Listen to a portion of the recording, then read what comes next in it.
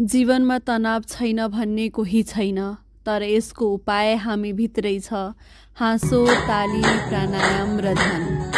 ताली बजाउँदा शरीरमा 39 भन्दा बढी प्रेसर पोइन्ट सक्रिय हुन्छन्। यसले रगत प्रवाह बढाउँछ, इम्युनिटी बलियो बनाउँछ र दिमागलाई सकारात्मक ऊर्जा पुर्याउँछ। दिनमा केही मिनेट ताली बजाउने बानी मन हल्का र तन स्वस्थ बनाउँछ। हाँसो त यो सबैभन्दा सस्तो औषधि हो। जब हामी हाँस्छौँ, शरीरमा एन्डोर्फिन नामको हर्मोन निस्किन्छ, जसले दुःख, तनाव र डर हटाउँछ। तसर्थ हाँसौ, कारण बिना पनि हाँसौ।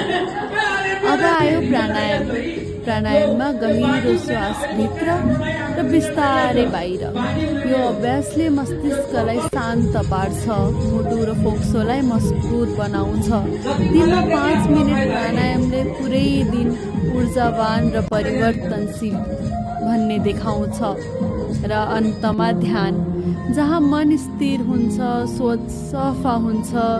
ध्यानले आत्मालाई केन्द्रमा ल्याउँछ र शरीर, मन र आत्माको बीचमा सन्तुलन ल्याउँछ। तसर्थ ताली बजाऊ, हाँसौँ, सास लिएर शान्त बनौँ। कसैको औषधि होइन, आफ्नो थेरापी आफै बनाऊ।